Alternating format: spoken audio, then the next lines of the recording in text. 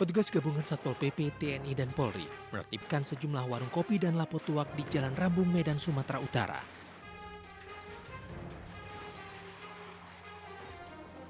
Sebelum membongkar, petugas sudah mensosialisasikan agar para pedagang tidak menyediakan meja dan kursi di tengah pandemi COVID-19 untuk mencegah kerumunan. PP, boleh jualan. Ini surat berapa kali? Sudah 3 kali nih. Abang kasihkan aja lo barang-barang yang penting yang abang. Warung kopi dan lapo tuak yang buka serta menyediakan kursi melanggar peraturan Wali Kota Medan nomor 11 tahun 2020 tentang karantina kesehatan. Tidak hanya itu, bangunan warung kopi dan lapo tuak juga melanggar peraturan daerah Kota Medan nomor 9 tahun 2002 tentang larangan mendirikan bangunan di atas parit atau badan jalan. Meski sempat terjadi adu mulut dengan para pedagang, petugas tetap membongkar. Barang milik para pedagang dibawa ke kantor Satpol PP Kota Medan. Ini tanah liat. Ambillah 1 meter itulah. Sejumlah warga Kelurahan Kampung Pisang, Kecamatan Ternate Tengah, Kota Ternate, Maluku Utara menolak penggunaan hotel sebagai lokasi karantina pasien dengan gejala COVID-19. Sebagai bentuk protes, warga beramai-ramai mendatangi hotel yang terletak di Jalan Seruni sambil meminta pasien yang dikarantina untuk pulang.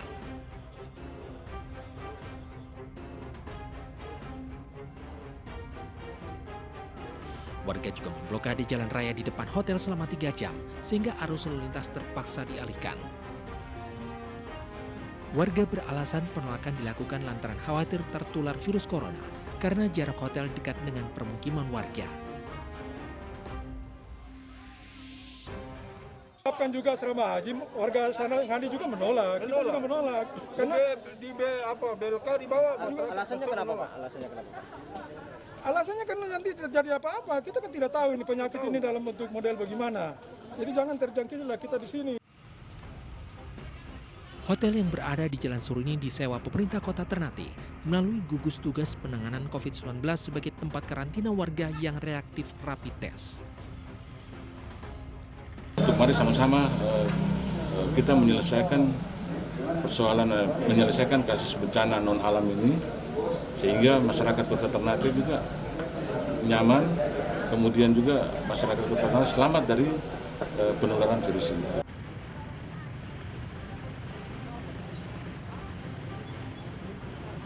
Jalan Wonokusumo, Surabaya, Jawa Timur selalu macet saat pagi dan sore hari. Padahal kota Surabaya telah menerapkan pembatasan sosial berskala besar. Banyaknya kendaraan yang melintas di kawasan padat penduduk membuat arus lalu lintas tersendat. Selain mengabaikan aturan menjaga jarak, masih banyak warga yang tidak mengenakan masker saat pandemi corona.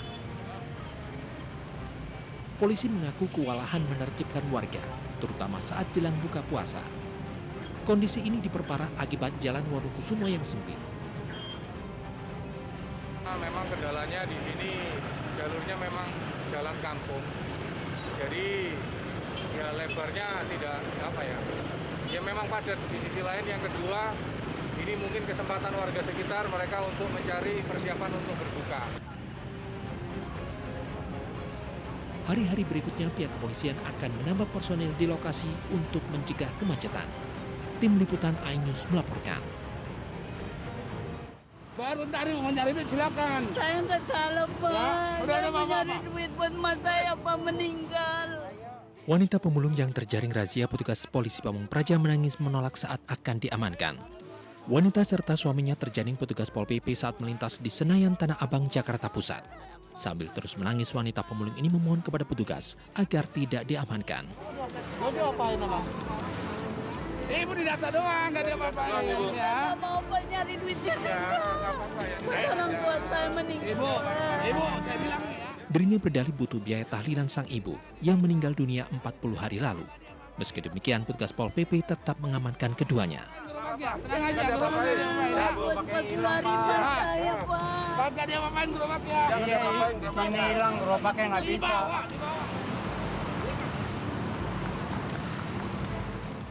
Di Jalan Asia Afrika, petugas terlibat kejar-kejaran dengan sejumlah pengamen yang mencoba kabur. 2 bocah pengamen dan 1 pria yang diduga preman berhasil ditangkap saat bersembunyi di area parkir bawah tanah pusat perbelanjaan. Ngapain lari? Ketakutan, Pak. Ketakutan gimana? Lu motor lu ya kan? Keberadaan gelandangan pengemis, pemulung, dan pengamen yang kerap di luar rumah dinilai rentan terpapar COVID-19. Enggak lagi jagain anak-anak, Pak. Anak-anak kan pada ngamen tuh. Pada ngemis ya? Jagain ngamen, Pak. Iya, ngamen. Ngemis apa ngamen? Ngamen, Pak. Hah? Ngamen. Iya. Ngamen. Siapa? Iya, ini yang ngamen. Siapa tuh? Anak Saya kecil lagi jagain. jagain tadi lu yang Razia pembatasan sosial berskala besar digelar untuk mencegah penyebaran COVID-19 di ibu kota. penerapan PSBB kita laksanakan. Jadi karena sore tadi ada perintah untuk melaksanakan ketertiban PMKS yang ada di wilayah Tanah Abang, ya udah kita mainkan secara persuasif dan hasilnya bisa lihat sendiri. Tadi udah gabung dengan mobil sosial.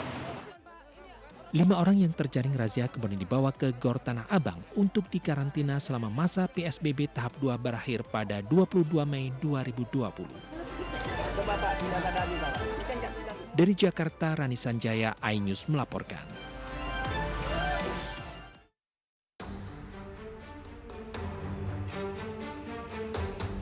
Tiga orang warga Kademangan, Blitar, Jawa Timur masih menjalani perawatan intensif di Rumah Sakit Mardi Waluyo akibat pesta miras oplosan.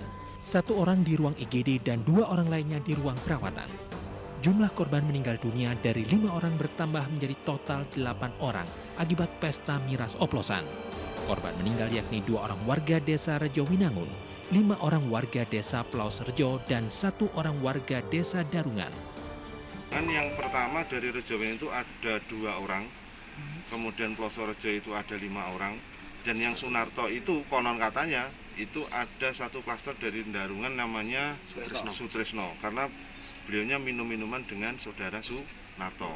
Jadi kalau di jumlah totalnya hari ini itu 8 meninggal, kemudian yang dirawat di rumah sakit di sini masih ada 3 orang. Polisi telah memeriksa beberapa saksi di Mapolsek Ludoyo Barat. Polisi juga telah menyita 10 botol miras sisa penjualan.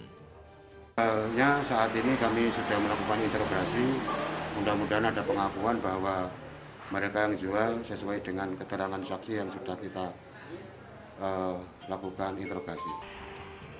Sementara itu, rumah penjual miras sepi, tidak tampak aktivitas di dalam rumah yang berkedok warung serta salon. Dari Blitar, Jawa Timur, Robi Ridwan, iNews melaporkan. Demikian tadi berita pilihan iNews sore. Selanjutnya kita ke Palangkaraya, Kalimantan Tengah. Pemirsa, petugas membubarkan aksi balap liar yang meresahkan warga. Belasan remaja berikut sepeda motor yang digunakan untuk aksi kebut-kebutan di jalanan disita petugas.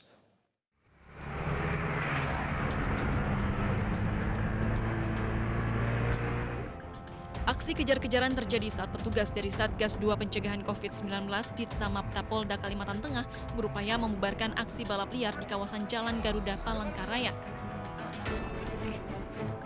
14 remaja yang masih berstatus pelajar dan masih di bawah umur ini ditangkap petugas bersama 8 sepeda motor.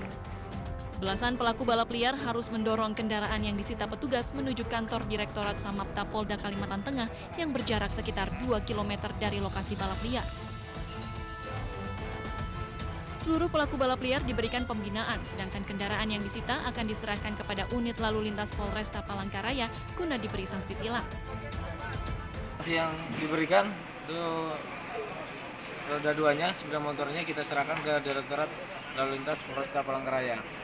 Untuk para pelajar ini yang kita amankan, kita panggil orang tuanya dan mereka bikin surat pernyataan diketahui dari kedua belah pihak dari orang tuanya. Warga di sekitar kawasan ini sempat resah dengan aksi balap liar yang terjadi setiap pagi hari.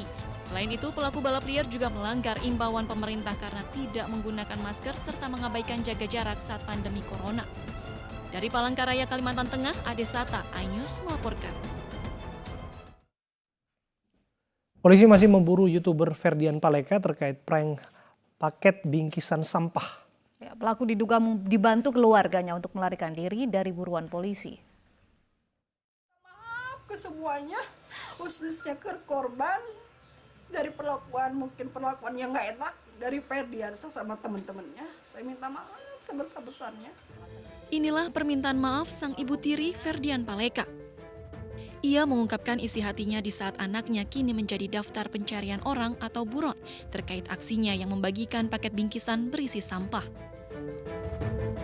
Sementara itu, sejak ramai di media sosial, ibu tiri dari Ferdian Paleka sama sekali tidak mengetahui keberadaan anaknya. Menghubungi bapaknya, bukannya saya nutup-nutupin. Emang saya nggak tahu apa-apa. Saya nggak tahu apa-apa. Bapaknya udah ngasih saran gimana, udah ngasih tahu anaknya. Cuman kan pasti gemeter anaknya. Sedangkan Polrestabes Bandung menduga pelaku dibantu keluarganya atau sang ayah untuk melarikan diri. Hal tersebut terungkap saat polisi melakukan pengejaran ke Cilengsi Bogor dan menemukan mobil Ferdian, namun sang ayah yang menggunakan kendaraan tersebut. Dan saat pemeriksaan, orang tua Ferdian tidak kooperatif terkait keberadaan Ferdian.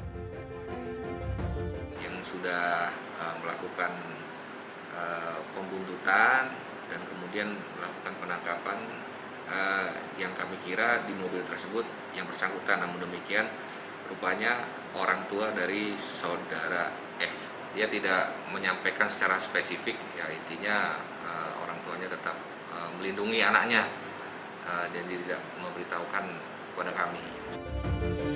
Sebelumnya, polisi menangkap 1 orang rekan Ferdian Paleka, pembuat konten YouTube bagi-bagi bingkisan sembako berisi batu dan sampah pada transgender. Hingga kini polisi masih mencari YouTuber Ferdian Paleka terkait kasus dugaan pelanggaran Undang-Undang ITE. Dari Bandung, Jawa Barat, Mujib Prayitno, iNews melaporkan.